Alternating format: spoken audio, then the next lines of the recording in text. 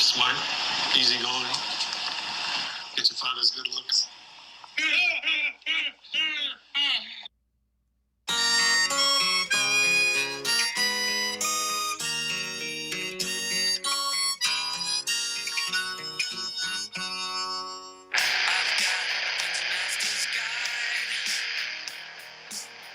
The Fandango and Regal apps don't work overseas. It kind of makes sense, and I should have realized it, but I only learned this recently. I was on a cruise ship sailing to Italy and frantically trying to buy tickets for Superman. I already had tickets for Superman, mind you. Early Amazon Prime tickets, in fact, plus opening night tickets. Unfortunately, my son also had soccer games that night. There was no way my wife was letting him miss games after being away for almost 3 weeks on vacations. These are the pitfalls of being a geek while raising geek children. Hello, and welcome to Pop Culture Basement. I'm your host, Mike Jamison, and with me down in the basement tonight for the Season 2 premiere is writer, columnist, professor, podcaster, and fellow geek parent, Zaki Hasan. Zaki, how are you doing tonight? Hey, thanks so much for having me. Did I miss anything in that introduction? It's too generous an introduction. It's too much. I also wanted to say one of my my podcasting heroes. When I first started listening to podcasting, I don't know, maybe 10 years ago. God, yours and Brian's was one of the first podcasts that I started listening to. So I wanted to thank you.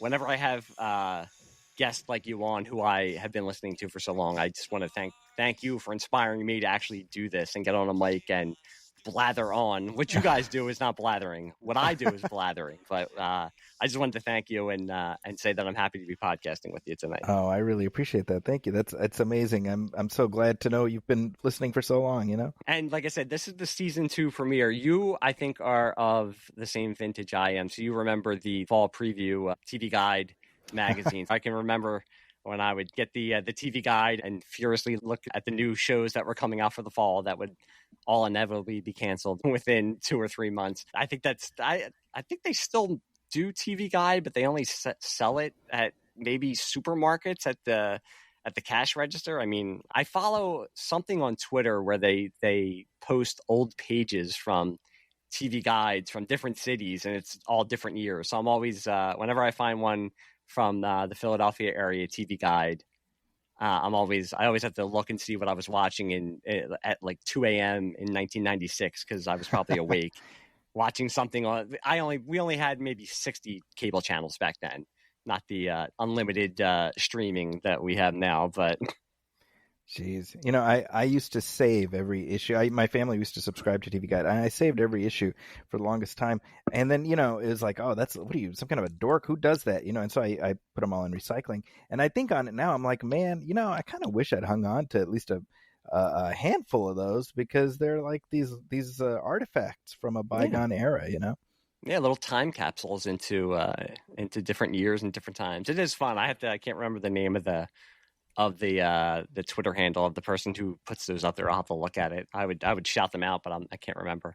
But yeah, talking about TV guides and collecting TV guides tonight, I'm having Zaki on because I want to talk about geek parents raising geek children. And before we went on, Zaki and I were talking a little bit, and I said, when I say geek, I don't mean it. I don't think that the word nowadays holds the same power that it did when I was a kid and when Zaki was a kid, when you did not want to be called a geek. I don't even know if people are called geeks anymore because as we were discussing, the geeks have inherited the earth. They've taken over pop culture.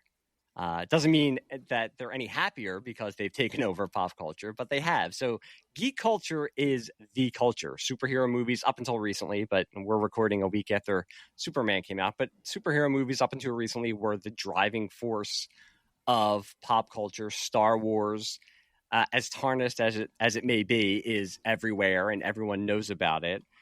Harry Potter, franchises that years ago maybe would have been considered niche are what drives pop culture. So I don't know if saying that I'm raising geek kids is something bad. I don't see it as something bad. I see it as a badge of honor. I don't know how you see it, Zaki.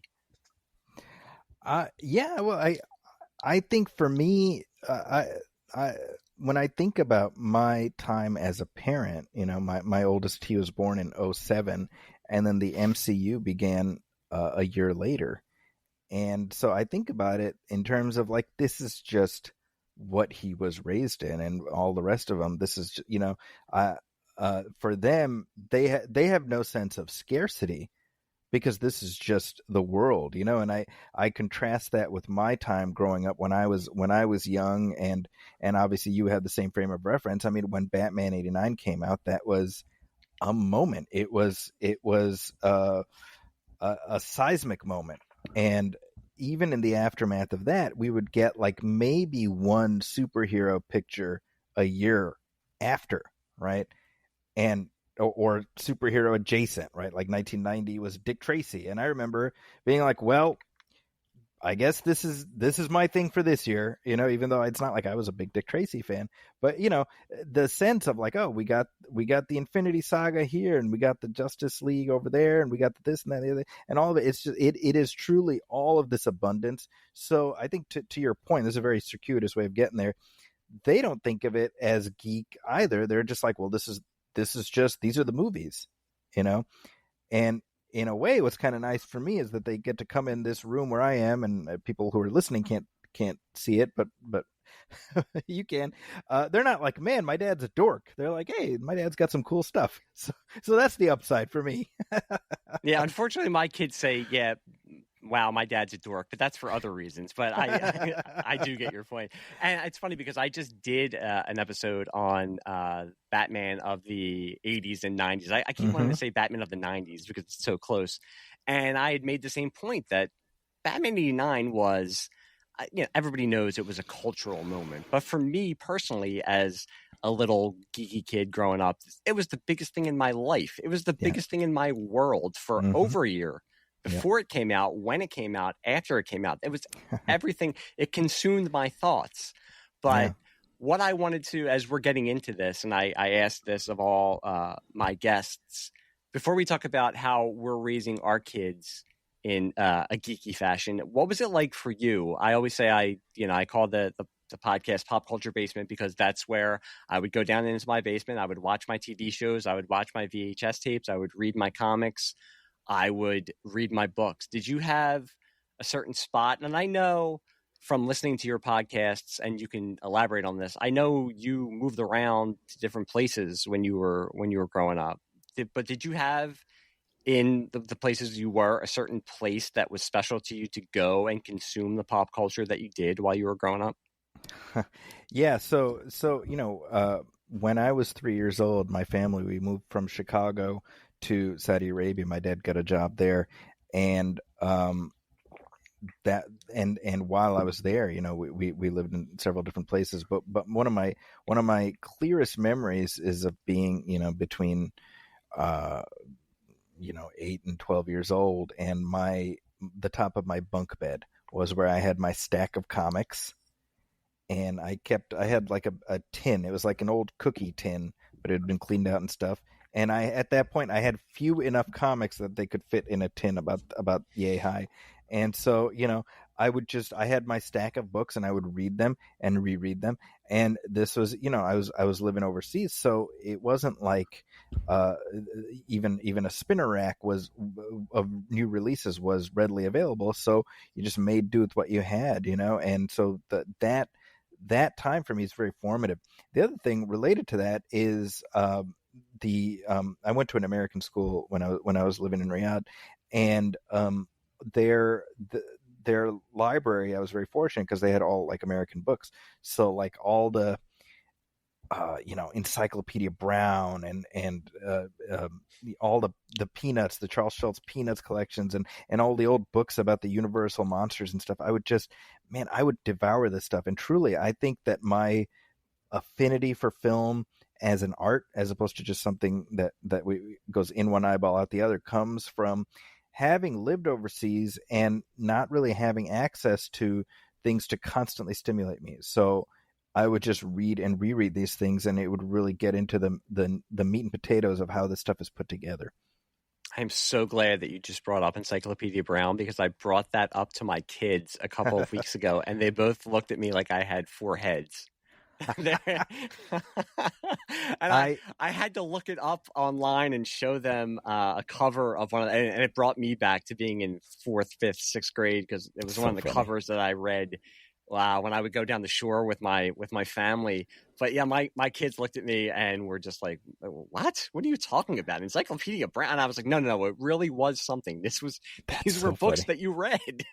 I remember in 4th grade, my class, and again, this is when we were in Saudi Arabia, our class wrote letters to Donald J. Sobel, who was alive at the time. And, you know, and I remember he wrote back and, you know, he named all the people in the class. And I was like, oh my God, he knows my name. Oh, this is amazing, you know?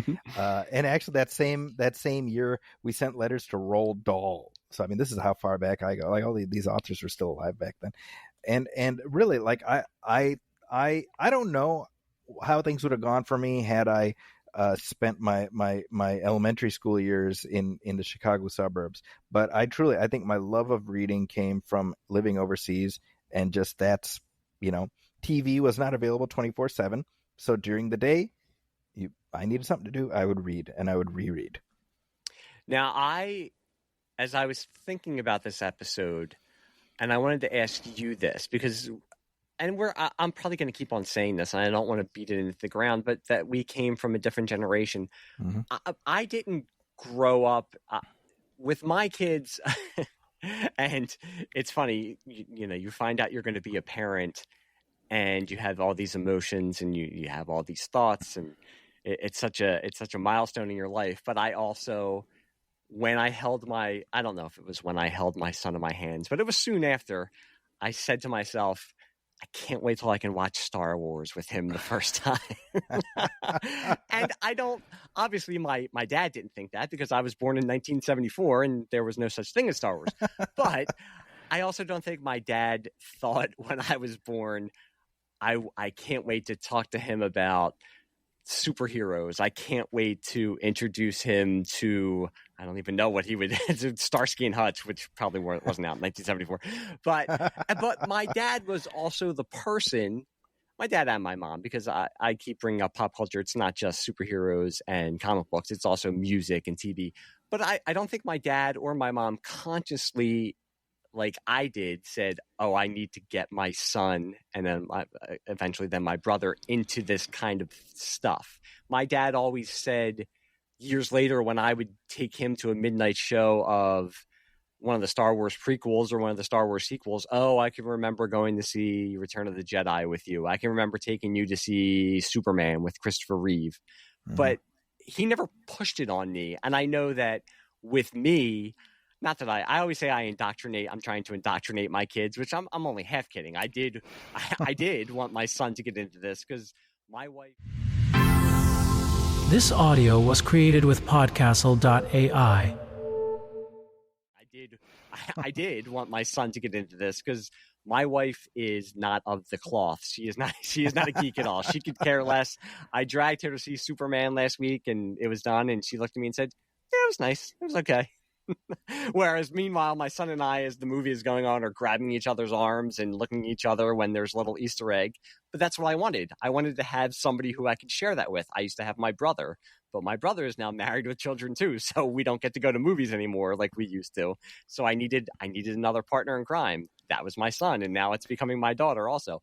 While you were growing up, did you have parents or family members who kind of introduced you to this stuff, or said I think you'll really like this, or wanted to get you into comics and TV shows and movies, or was it just everything you discovered on your own? No. I was very fortunate to have an older brother who's the same age as you, as it happens, and he was my gateway into everything. You know, I often say I was a Star Wars fan from the cradle, because Star Wars beat me into the world by 2 years. But in my house, it was Star Wars Palooza. We had all the toys and everything. And I was like, oh, well, this is just life. This is just what it is, you know? And growing up, you know, it was always kind of, my brother would give me the sign off of like, whether to get into something. You know, I remember I was really big into He-Man, and about, you know, maybe 83 or 84, my brother comes home from school and he's like, hey, you know, G.I. Joe is like the new thing. It's like the figures, they got like the joints and everything. And so he's like, we're going to be into G.I. Joe now. I was like, oh, okay. You know, I was whatever. I was like 4. I was like, oh, okay. And so I was into G.I. Joe, you know, and I remember I got into Star Trek because of my brother. And in 87, when the Next Generation started, I remember I was circumspect because I was like, hey, captains aren't supposed to be bald. Like, what's going on here? You know, they're supposed to be bald but wear a toupee like the other captain, you know. And I remember summer of, I guess it would have been summer of 88. We were visiting Chicago that summer, and the Next Generation was coming on, and I already knew of it, but I wasn't sure about it. My brother had watched it. And so he like, I remember he's something to the effect of, I've seen it, it's good, we can watch it. And so, you know, and that sounds more dictatorial than it is, but it was literally, it was like that. I trusted my brother, you know. And so honestly, that's like our shared history. And one thing I'm very grateful for is, even now, like, you know, you mentioned it's hard to get together with your brother. He and I, we've made an effort to whenever possible go to see stuff together. You know, last night we watched Superman together, and this is my second viewing, but you know, I told him to come. I was like, I'll get tickets for all of his girls. They all came. I took my kids. We had a big group, but me and my bro, we sat next to each other and we were commenting to each other. And it's something I'm honestly, I'm so grateful to have in my life. Truly, it's one of the greatest gifts I can imagine. Yeah, and now that you're talking about that, I'm realizing I was the big brother, and that was my brother. Hopefully will start a podcast one day and talk about me the same way you're talking about your big brother, because I do realize I did, and I think he would, if he was sitting here with me, he would agree. He was my original before my son. That's who, if I was into something, I would kind of realize, because I was a kid, I was never the bully big brother, because I was a nerd. Mm-hmm. I didn't, you know, so my brother was the football player and the popular one, so he was way more popular than I was, but we shared the same things too. I was into Star Wars. He would get into Star Wars. I was into Sherlock Holmes. He would say, oh, I want to try this out. And I did notice that too with him, where he would then branch out. He got way more into Star Trek than I ever did. Oh. And I remember he was way more into the Star Wars extended universe. He would read the novels, and then he kind of started to get me into that. So maybe that was my training ground for my kids. But I'm starting to notice that now with my kids. And before I bring that up, I do want to say some of my best memories are with my brother in the same way, and just seeing movies. I can remember opening night of The Phantom Menace, sitting next to him, and the 20th Century Fox fanfare coming up, and just grabbing his arm, and with, you know, when the John Williams theme hits, and just both of us squeezing each other's arms. And we've done that thousands of times after. I think one of the best movie going experiences of the last 20 years was going to see The Dark Knight. Oh, and sure. Yeah. Just looking at him in the middle of it, and just turning him in the theater and saying, this is amazing. And him saying, I know, I can't believe this. I think I had that exact same exchange with my brother in the middle of The Dark Knight. So I'm right there with you.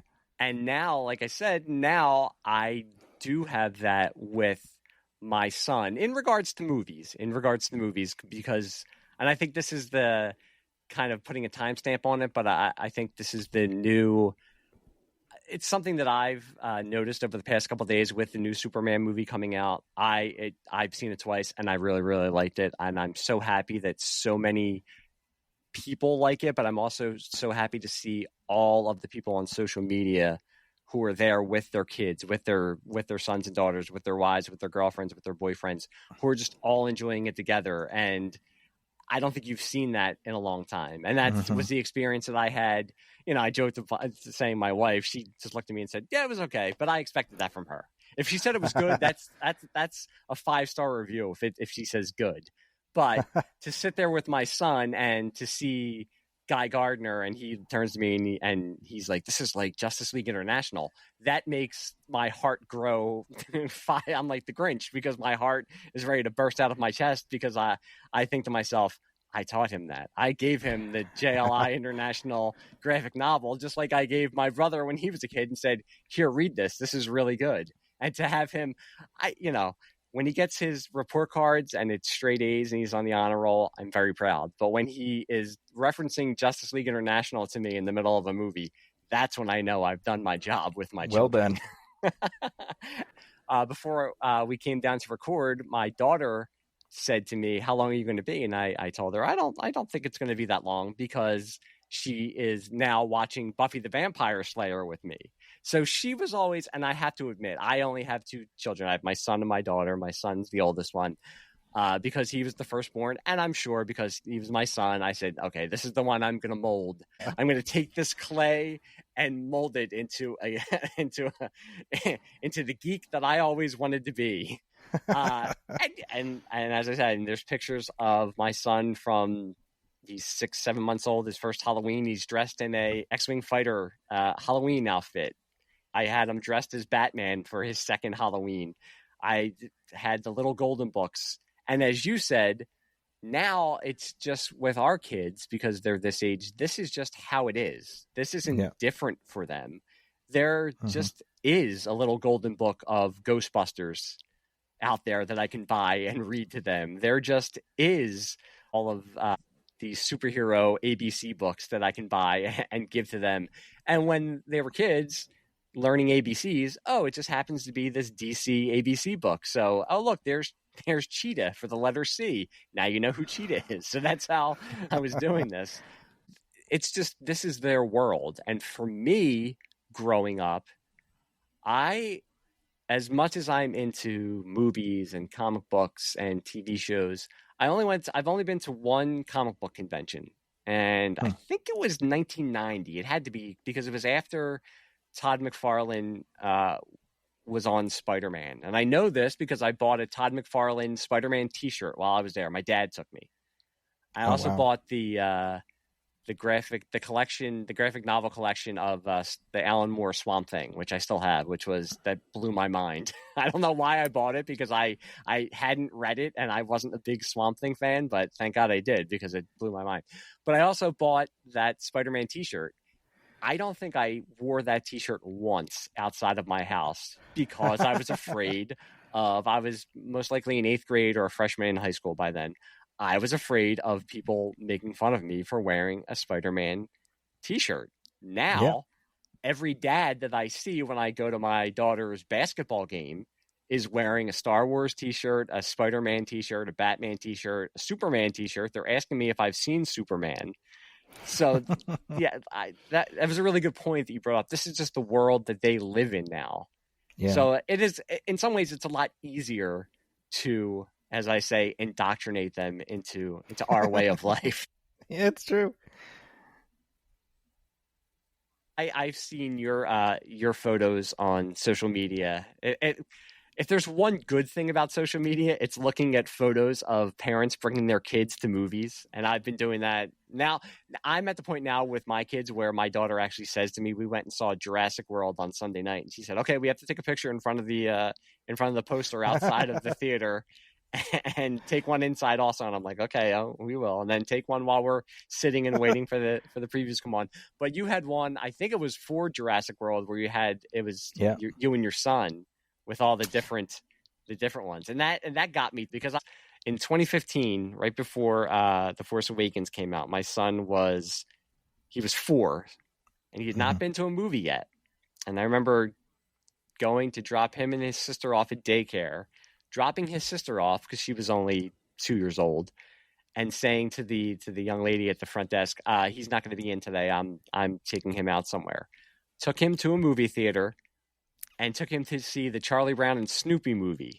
Nice. Yeah. Just to see if he could sit through a movie and be okay and not scream and seeing the display for The Force Awakens and him being excited about it and knowing in the back of my head, okay, I can't take him to see this.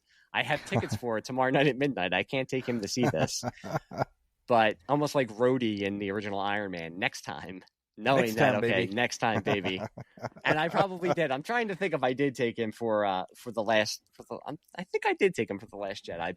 Probably not the midnight showing, but I did take him to see the Last Jedi. But those are the important things. I have pictures of me and him in the movie theater with him eating popcorn at the Snoopy. And did I want to see I love Charlie Brown Snoopy. I really don't want to see the Charlie Brown Snoopy movie, but there are more horrible things I could have probably taken him to see. So at least I was entertained for an hour and a half, and I knew that I could start bringing him to movie theaters.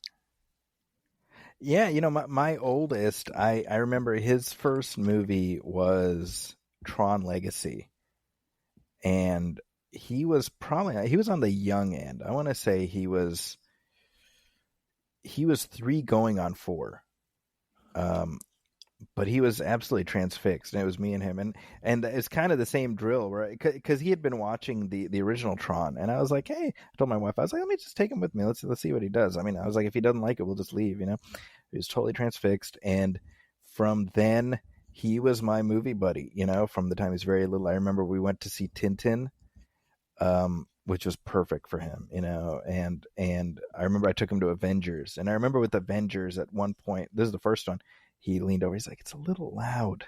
It's like, yeah, I remember when he was 6, I took him to the re-release of Jurassic Park, the 3D re-release, and that was a little young, but that was one of those things where I was like, I want him to have this experience. And I always tell him, I'm like, he was so into it, he was scared, and it was 3D, so he was like clinging to the back of his seat, during certain moments. Sure. But man, that movie ended, and from then to now, 12 years later. This audio was created with podcastle.ai. Ended, and from then to now, 12 years later, he says Jurassic Park is my favorite movie of all time. And I mean, those are the things that, and I joked about it with report cards and stuff, but those are the things that kids remember. And your point, worrying about Jurassic Park, I was born in 1974. Our parents, they didn't worry about, you're wearing a Jaws t-shirt. My parents didn't worry if they showed me Jaws when I was 3 or 4 years old. They were like, nah, you'll be fine. I don't understand why he's not going to go in the backyard pool for the next 3 years, but he'll be okay. It's not going to trauma.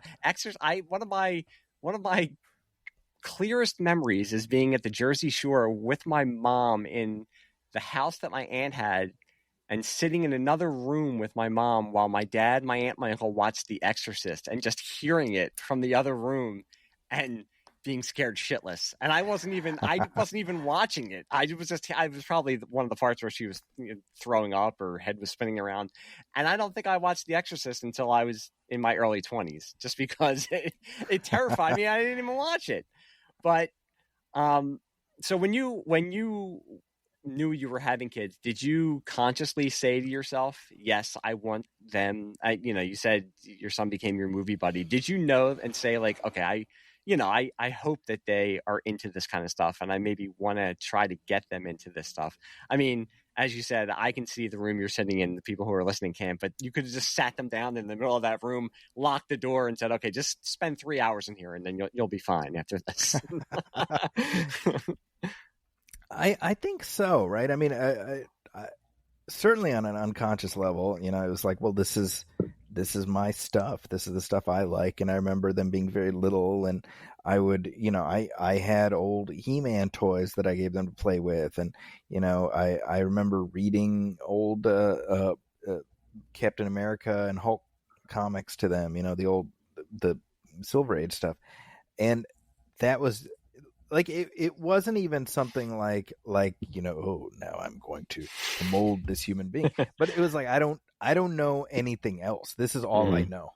Right. And again, I think it helps that it is also mainstream, that, they don't have a sense of being, ostracized or anything like that. 'Cause it's everywhere now.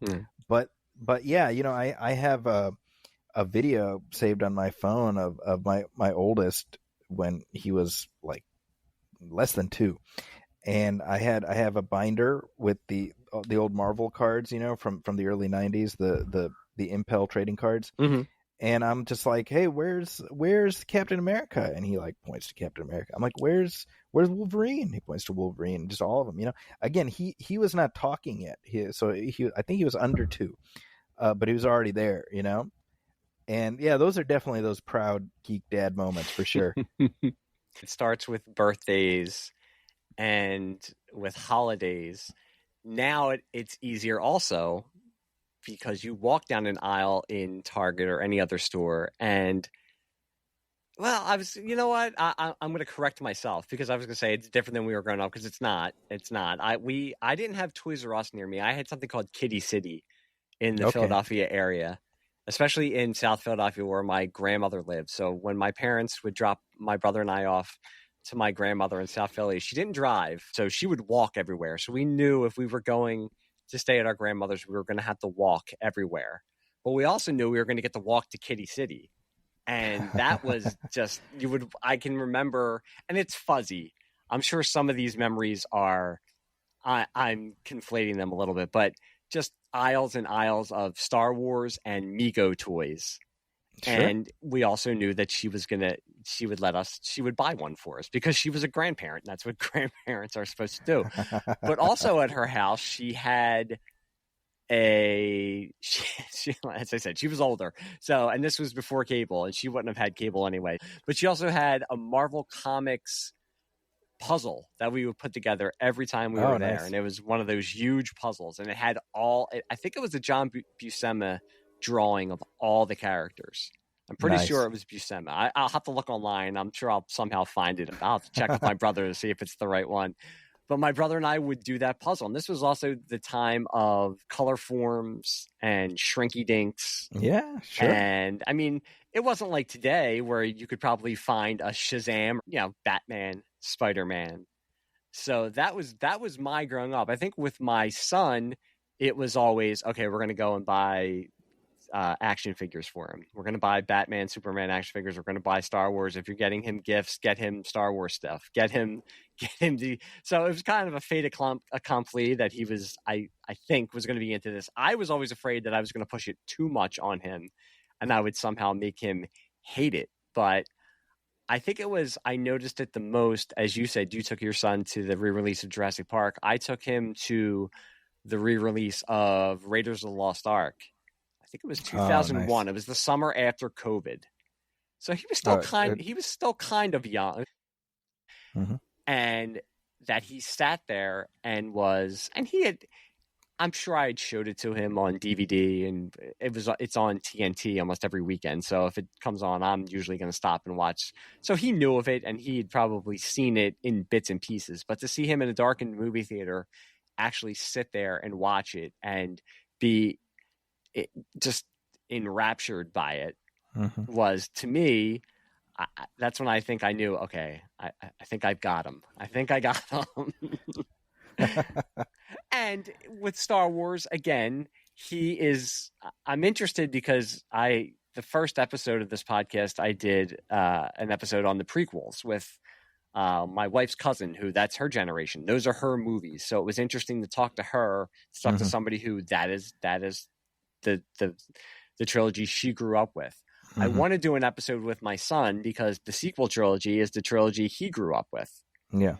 But it's going to be interesting because I think this might be, I don't know if it's negative. I know I've kind of colored his opinion and I don't hate the sequels, but I've said to him, he is of that age now. This is another great thing about having kids who are getting into the geek things that I am, is I came home one day from work and my son was watching TV and he was watching Revenge of the Sith. He went, put it on himself and said, I feel like watching Revenge of the Sith. And then started asking me about the novelization of it and said, oh, I'd read somewhere that it's a really good novelization. I was like, I have it over in the office. It's one of the best movie novelizations you'll ever read. If you want to read a really good book, go and read the Revenge of the Sith novelization. And then now he'll ask me, oh, what's your favorite movies? Which in Star Wars, what's your favorite of all the Star Wars? And we'll actually go back and forth with, well, I like Empire the best. And he's like, well, I like Empire too, but I think Revenge of the Sith is the second one. I'm like, the original three will always be my top three because that's what I grew up with. That Right. nothing will ever. I don't think anything will ever be able to shake that because that's just that. That's an ember for me. That'll always be. That's when your cement was wet. Yeah, that'll always be the holy grail for me. But so I think I've kind of colored his opinion on the sequels, and I can also tell, and I don't know if you can tell with your kids, that he is more online because I will hear him talk about, especially with Star Wars, I will hear him talk about things, and I'll say to him, that sounds like something that somebody online would say. I'll say, I think I've seen people online say this. He's like, no, I didn't read it online. That's kind of what I think. And I'm like, okay, well, you're starting to get a little annoying. It's starting to sound. Yeah, my third one, he's the same age as yours. He's 14, and I remember him recently, like in the last year. He wasn't saying it to me. He was talking to his cousin or something. They were talking about the sequels, and he's like, yeah, they're just a big missed opportunity as far as I'm concerned. And I'm like, all right, bro. Like, yeah. I know you didn't just come up with that all on your own, you know? And that's kind of the interesting thing, actually, because the range, I mean, at this point, right? Like, I mean, my youngest is just 1, but like my first 5s, right? My daughter is 8. My oldest son is 18, right? So there's like a 10-year range there. Yeah. So it's fascinating to see how these things progress up and down that range, you know? So my oldest, my 2 older ones, I took them to the sequels, you know, and they were very excited when all 3 came out. Certainly they were excited when The Force Awakens came out. But now the older ones are like, yeah, Rise of Skywalker was a disappointing ending, you know, and they liked it at the time, I remember, but you know, that's just sort of the discourse. But my daughter, I took her to Revenge of the Sith a month ago or whenever it was re-released. That was her very first Star Wars movie. She'd never seen anything else, so she watched that, and then she wanted to see the other ones, and we watched all 9 in the saga, and she's just like, oh, this is great. No, Rey is so fantastic, and is there going to be more Rey? And I'm like, I'm seeing that generational gap just in my kids in that 10-year range, you know, and that's fascinating to me too. Yeah, that's amazing, and I'm seeing it not with my kids so much, but like I said, now that he is older and more mature, and it's weird to think of him being more mature because I don't see myself as being mature. I did an episode on the Batman movies, my Batman movies from growing up, and I took him to see The Batman a couple of years ago. He really, now I've also taken him to see the re-release of The Dark Knight, and he and I have had discussions about the Batman because I don't know, I can't remember what your thoughts. It's a good movie. It's not my favorite, and I'll say to him, you know, I just and with the new DCU with James Gunn, after Superman, I said to him, I'm excited to see where James Gunn goes with this. I want to see a Batman in this world because I'm kind of tired of the really, really dark Batman. And he'll say, yeah, I agree, but I really, really like the Batman. To which I'll respond, yeah, I liked it, but I mean, if I didn't get a sequel to it, I'm not going to say that I'd be depressed. Right. And and it's just that I like now that I could have those discussions with him, and that he is starting to form his own opinions on these movies and these franchises. Because with him, in all honesty, it's mostly TV shows and movies. With my daughter, who, you know, she resisted, and it was also my fault because maybe that dark part of me was like, okay, she's a girl. I already have my son. I don't need to get her into this stuff. And she was never, in all honesty, she just was never that much into it. But now my daughter and I have bonded over our love of reading, and she and I are watching Buffy together. So I knew eventually it would happen. I would pull her in somehow. I would somehow pull her. I would find that in. He didn't want to watch Buffy, so I pulled my daughter in. But it's interesting now that they're getting older and they can form their own opinions, and I can have, especially with him, have these discussions with him, and you know, bounce it off of him and see it from his perspective, because his friends are over now too. I was talking about him watching Revenge of the Sith. I think he and his friends went through a phase over the last month or so because they were watching that. He said his friend was reading the Revenge of the Sith novelization, and he'll say to me like, well, what do you think about the prequels? Like, did you really, when they came, he's asking me now, when they came out, well, like, what was it like? And, what was it like to see The Phantom Menace? And I kind of happy that he agrees with me that it's probably the most boring of all the Star Wars movies, although it has grown on me recently. As you've said also, I don't dislike the prequels like I used to. Now it's just all Star Wars. And I think it's all Star Wars, it's going to be interesting to see, as you're saying, seeing it with the different ages. This audio was created with podcastle.ai. You're saying seeing it with the different ages of your kids, it's going to be interesting to see, especially with my son, who is a Star Wars fan, if it changes for him with the sequels, because I think he likes The Force Awakens, but he's already turning into, well, The Last Jedi was okay, but he's the same way with The Rise of Skywalker, but I really don't like The Rise of Skywalker. Now, 10 years from now, who knows how many more Star Wars movies we're going to get in the next 10 years. And I have said that to him also. You don't know the dark times that I went through, and it feels weird to think it was only 16 years between movies, because now that seems like a Thanos finger snap, but then it felt like it was forever. But I said to him, we didn't have anything we had books, which were nice, but we didn't have movies, we didn't have TV shows. You had 2 really bad cartoons and a couple Ewok TV shows. But I said to him, now I watched Andor, and I said to him, do you want to watch Andor with me? No, I'm okay. And that goes back to your point from the very beginning. This is how it is now, and I've said this too, with being as into all these franchises and movies that I am, is it's now like when you grew up and read comic books that, you can have what you like and read that every month and watch that every week or every month. 100%. And the ones you don't like, you don't have to read and you don't have to watch.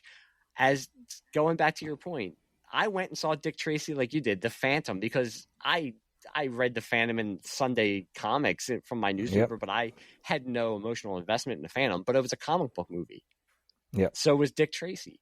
And that's all we got. We got these little crumbs. Now, a couple of years ago when Iron Fist came out, I sat there and said, you know what?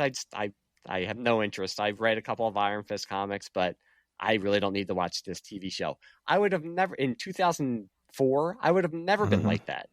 Right. Because I would have been dying for any kind of comic book content like that. So you would have forced yourself to be an Iron Fist fan. I would definitely would. I forced myself to be a Shadow fan in 1995. So I am very interested to see what it's going to be like 10 years from now, if my son is still into this kind of stuff. And it doesn't feel like, to me, I don't know if it's going to be the same kind of fandom that you and I have, where we still hold on to these things. I don't know about you. I know for me, I am still into all this stuff, but my comic book reading ended at a certain point. Yep. And I have the graphic novels and I have the comics and the collections. And going back to the dark times that were COVID again, I remember that first summer of COVID when everybody was home and just taking out all the graphic novels and throwing them on my son's bed and said, here you go, read these. These are really good. The greatest Batman stories ever told and all that and everything. And he did. He's not a reader, but he does read the graphic novels. I don't know if they're going to hold on to it just because there is so much of it. Yeah. And how it's going to be disseminated to them, because eventually I'm sure the MCU is going to be rebooted. I don't know if they're going to one day look back with fondness on Robert Downey Jr. just because it'll be going and going and going and going. We can make jokes about Dick Tracy and the Shadow and the Phantom because that's all we had. But one day it's just be like, okay, it's another Iron Man. And I may be wrong because James Bond has lasted all this time and people have their favorites and it keeps going. Well, I think that's what you're going to see, is that even if the franchises sort of continue on, into the sunset, I think people will continue to have nostalgia for their version, and that's one thing I'm really acutely aware of. You know, you were talking about how you told your kids, like, look, you know, nothing is going to be like Star Wars original trilogy, because it hit me at that moment. And honestly, that's what I feel about the Star Wars sequels, is for those kids who it hit at that moment, they will take it not uncritically, but they will take it in a different way. And even if they go through that spell where the online chatter moves them this direction or that, as they get older, they will look back with fondness for the era of their life that introduced them to those films, and they will plug into them in a different way. I think certainly for me, that, you know, you mentioned reading comic books. Like, I haven't bought monthly comics regularly since you know, at least 15 years probably, right? But I still have all my old comics, and I had this realization where I'm like, you know what, I got mine. Like, everything that they're coming out with, that's great. I'm glad it continues on. I don't need it. I don't need it to be anything to me, because I already have my thing. If I want to read Spider-Man, I got 1980 to, you know, 2005 or whatever. That's my Spider-Man, and I can always dip in there, and I will feel the way I need it to make me feel. And that's how every generation plugs into this stuff. You know, James Bond is such a great example, right? Like, everyone's favorite James Bond is who they saw first. Everyone's favorite Saturday Night Live cast is who they saw first. Everyone's favorite Doctor Who. What, you know, it's and I love that personally. You know, it's everyone's favorite Superman. We're seeing this right now. There's plenty of folks out there who are like, you know, no, new guy's fine, but he's no Henry Cavill. And I'm like, that's fantastic, man. That's the great. I disagree, but what a great opportunity we have with all these myths, right? Because hopefully we get to say, this is this version, and this is this version, and everybody has theirs, and we're able to appreciate the totality of it while having the ones that are our preferences. You know, like, I was telling my kids, and you were just talking about Batman. For my older ones, it's between Christian Bale and Ben Affleck for them, right? And I tell them, I'm like, all them guys are great, but you know what? Michael Keaton's always going to be my guy. Like, no other Batman is ever going to make me feel the way Michael Keaton does. And I told them when we watched The Flash, I was like, you guys can never understand what it meant for me to see Michael Keaton come back as Batman. Like, that was a gift I never thought I'd get. And the movie can be whatever it is, but I got to see this thing which I never thought I'd get, and that's why it left me happy, you know?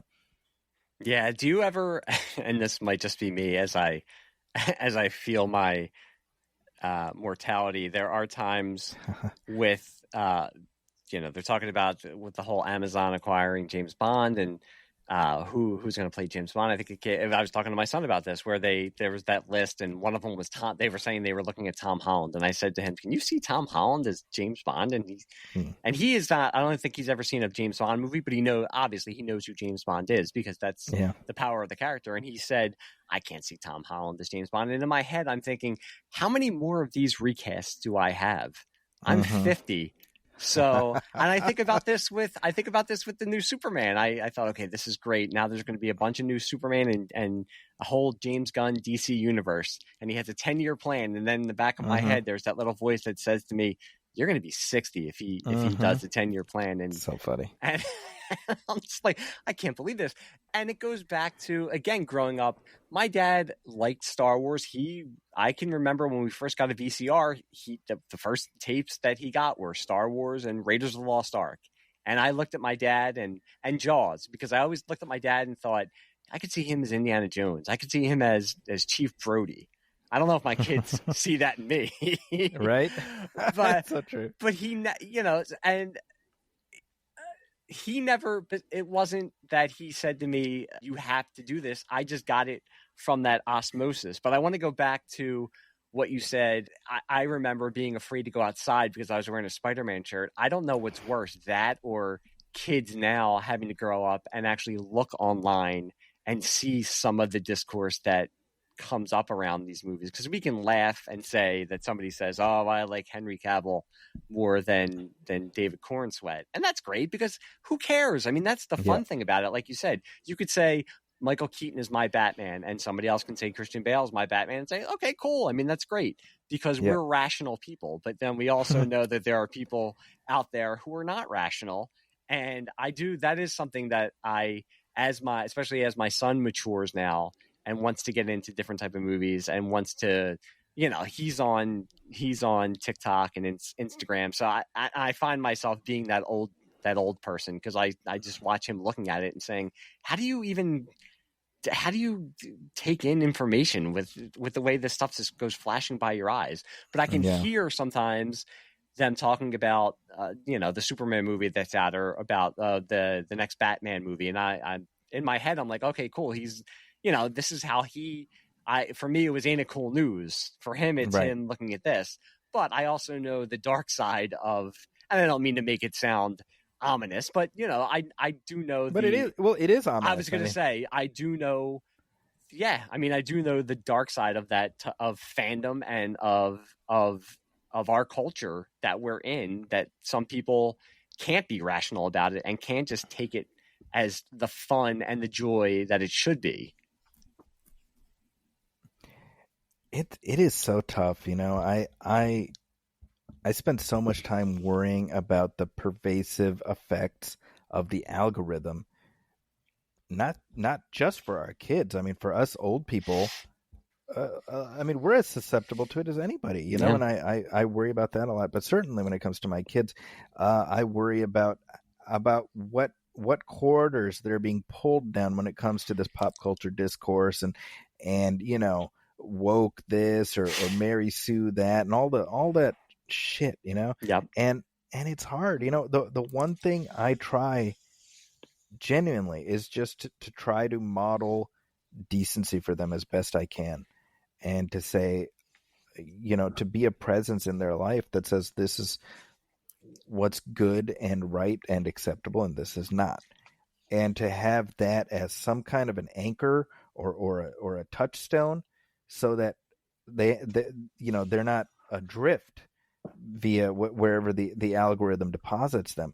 But it's getting harder and harder. It really is, and I feel like it's going to get worse, and there are no easy solutions. What you just said is very true, and I will also say, and I don't want to speak for you, but I think you would agree with me. A lot of the things that I grew up liking and that I have now passed on to them, I can use that as examples of decency. And again, I'm going back to the Superman discourse that has been going on for the last week. I do think that is another that's another thing that I've liked seeing come of this, is just people saying, maybe loving everybody and everything is the new punk rock, coming from the movie. And I grew up with Christopher Reeve as Superman, and that was somebody I looked up to. I watched MASH. It's my favorite TV show of all time. I looked up, and that shaped what I believed in and shaped my attitudes towards certain things and towards authority and government and war. I grew up with Batman, and it shaped my thought, and it created discourse with friends and with family. And now, as you said, watching what my kids consume, and some of it is stuff that I watch with them, and some of it may be things that now they're watching on their own. But I try to use it as discussion and say to them, okay, how do you feel about this? And who cares if this person is different than other people? And I've talked to my son with the X-Men and said, this is an analogy for racism and for LGBTQ. As they were younger, it was always, who cares what people do? Just because somebody's different doesn't mean that you need to hate somebody. And I know it's simple, but as you know, in this world today, there are a lot of people who... This audio was created with podcastle.ai. As you know, in this world today, there are a lot of people who aren't telling their kids or other people that. So just to say, what does it matter? Who cares? I mean, that's what this is about. And Nightcrawler, my son and I love Nightcrawler. He thinks Nightcrawler is cool. I'm like, okay, and does it matter that he has blue skin? Well, that's what they were trying to, this was when he was 8, 9 years old, but that's what they were trying to talk about. But I'm hoping, and I think I've seen it with my kids, and even with Buffy, with my daughter. because you said with Mary Sue, I've heard that with stuff my son has just been watching. I've never heard him say it, but I've heard it with stuff he's watching, and he's maybe said to me like, "Oh, don't you think that Ray was a little overpowered?" And I'm not going to holler at him. I'll say, "Okay, well, why do you think that? Let's talk about it." And he's not putting on a red hat and saying, "I can't stand Ray. It's just disgusting. How come it's not Han Solo in these movies?" But even with Buffy, I remember starting to watch it with my daughter and saying, "Okay, I want her to see a strong female character." And and just to have that, I and with her reading, she's very much like me in that she's reading above her age. I would never tell her what to read or not, but it's a lot of Judy. I was with her for a daddy-daughter day at Barnes & Noble, and we were looking at books, and Judy Blume, I was like, these are great books. I read all those when I was a kid. I was like, maybe you're a little too old for Super Fudge, because I can remember reading Tales of a Fourth Grade Nothing and Super Fudge when I was a kid. But I was like, Judy Blume, go and read. And I was talking to my wife. I was telling her to read Judy Blume. They're great books. And she's starting to be into that age now where, she's going to have questions and stuff. So this could also help because you're in Beverly charge. Cleary. Beverly Cleary's. Yep. Talked about that also. So it's, you hope that the things that we're introducing to our kids are going to help them just like it helped, all of this stuff helped me. I did notice, and I don't know with your oldest or with any of your kids, have you noticed now that they're kind of breaking away into their own interests of like, do you have these, especially with you writing about this and you being so into the pop culture experience, do they talk to you about movies and say like, well, what do you think about this? And I like this. Or do they disagree with how you feel about certain movies and certain things? Yeah, they absolutely do. And that's great. Yeah. What I never try to do is put my thumb on the scale. I like to let them make up their own mind, but what I will always say, like, I'll be like, oh, what did you think of that? Oh, it was all right. And I'm like, oh, what about it did you like, or what about it didn't you like? Because I want them to interrogate their own reactions, because I think that's healthy, and that's what I do as a critic, obviously. Oh, I enjoyed this, and then I have to unpack that. Well, what was it about? Well, this made me feel a certain way. Why? And my second one, he's 16. I can tell he like reads movie news and stuff, but more than that, he looks into who's making stuff. And we were watching the trailer for Jurassic World Rebirth. This is maybe a month or so before it came out, and he's like, man, this looks like Gareth Edwards, and I was like, oh yeah, isn't he a good choice to direct it? And he's like, oh, he directed this. So like he didn't even know he's directing it, but he recognized Gareth Edwards' style, and I was like, wow, okay. And that did not come from me. That just came from him just doing his own thing, But that said, we did go to see The Creator together, which probably prompted some interest in looking into his work and stuff. So that one is interesting because he doesn't talk to me about it because I'm his old man, and and he's probably doesn't want to hang out with Dad, but I know that he's into this stuff, and that's fun for me to see, even if it's from a distance, Yeah, I'm glad you brought that up because I'm now starting to hit that with a 14-year-old who, and I don't even know if he listens to this podcast, who has a girlfriend. He's had a girlfriend for a while. So, especially, and I keep bringing up, I hate that I keep bringing up the pandemic, but it was when the pandemic hit, he was of that age where we sat inside and we went through everything. We did all the Marvel movies in a row. We did all the Star Wars movies. We did all the Indiana Jones. We did all the Lord of the Rings, Harry Potter. So we got to do that and became like, okay, Friday night, we're going to watch a movie together. Now it's a lot of times Friday night, can you drive me to my girlfriend's house? Or Friday night, I'm going to go upstairs and play video games with my friends, or I'm going to go over my friend's house. So anytime that he says to me, oh, I want to watch a movie, what's a good movie? And this is, as I said, my daughter watched, I had her read Bridge to Terabithia, and we were on vacation recently, and she watched the movie while we were flying to Europe. My son, as we were flying back, it was my wife and my daughter and my son in the 3 seats in front of me, and that was me behind them. So I'm just sitting there, I'm reading on my phone or listening to a podcast, and I look through the seat and I see he's watching a movie, and I'm like, well, what movie is he watching? He's watching Full Metal Jacket. And I kind of tapped him and I said, hey, do you know what you're watching? And he said, yeah, I know what I'm watching. And I was like, okay. I said, yeah, it's very mature. I was like, you sure you're okay with it? He's like, yeah, I'm fine. I'm okay. So I was like, okay. I mean, I trusted him to be able to handle it. So it's done. We land and we're waiting for our luggage. And he says to me, that movie was really good. I really, really enjoyed that movie a lot. He's like, does the guy who made that make any other movies? And I said, the guy who made it was Stanley Kubrick. I said, hey, when we get home, I can tell you a little bit more. But I said, were you okay with watching it? Like, was everything okay? He's like, yeah, I understood. He's not watched. He hasn't seen Saving Private Ryan yet. So I said to him, another really good. I like Full Metal Jacket. I always like the first half. I'm very much like a lot of people where I like the first half and the second half I can give or take. I haven't watched it in a long time, so he's watched it more recently than I had.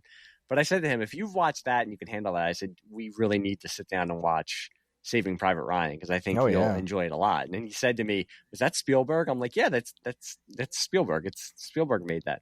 So, now I treasure the times that he wants to sit and watch a movie. And we watched.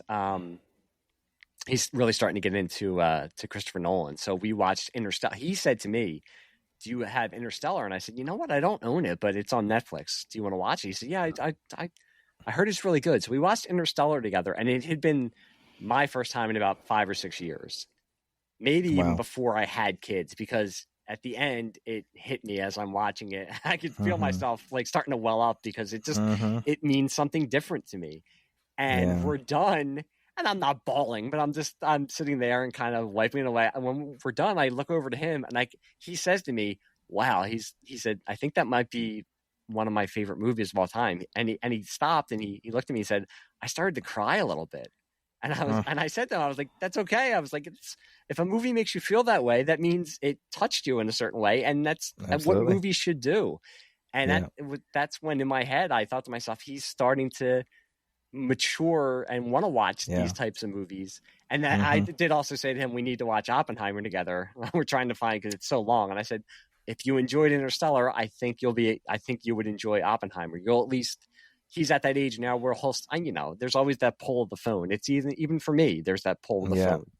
Absolutely. But I said to him, if you enjoyed Interstellar and you like Christopher Nolan, you will enjoy Oppenheimer. So yeah, it's starting to move into that time where he is, there are a million different things that are pulling him away. So I do hold on to the times that he wants to spend time with me. And I'm excited because there are so many movies I can introduce him to now that are beyond Star Wars and Raiders. But those were that was the base.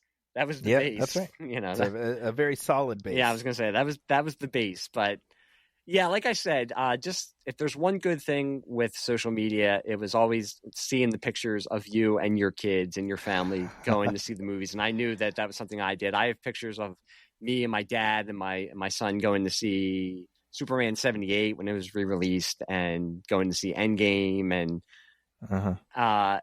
and I knew you were the one I wanted to have on to talk about this. I appreciate that. No, I appreciate you coming on.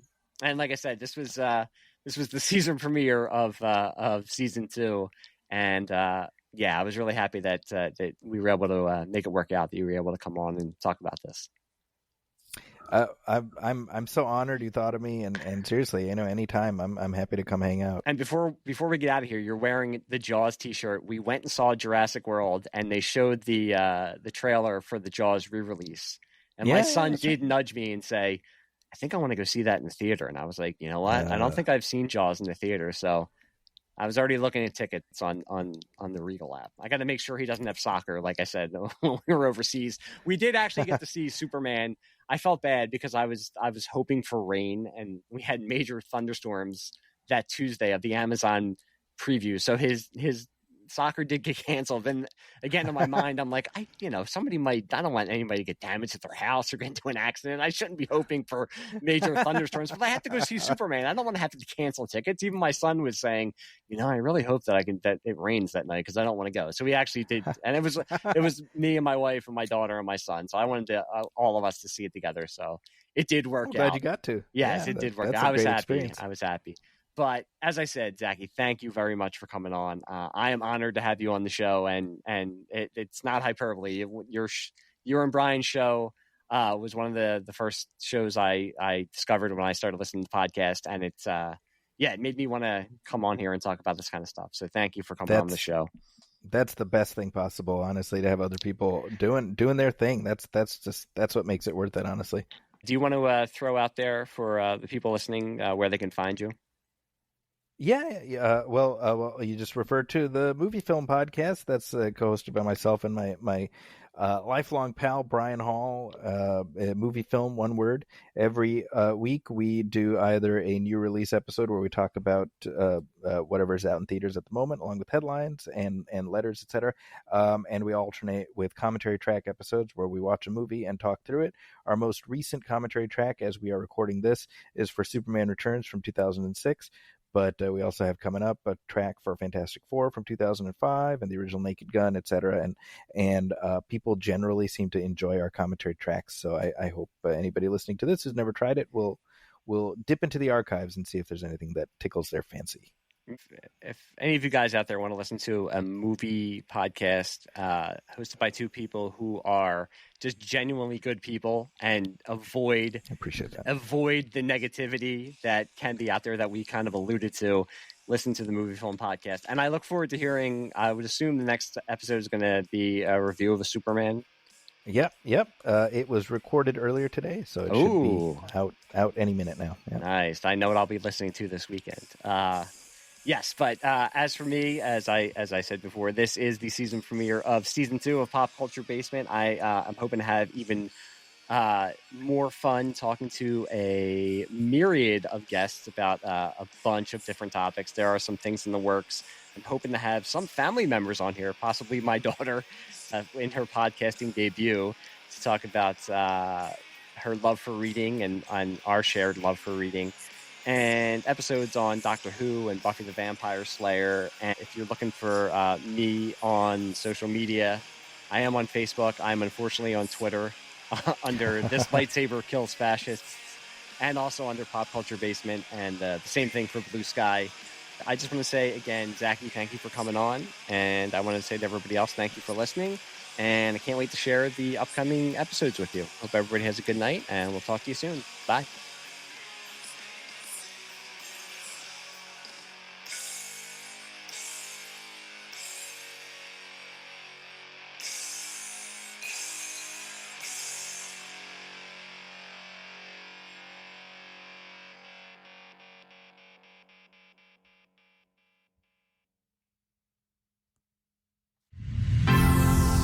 This audio was created with Podcastle.ai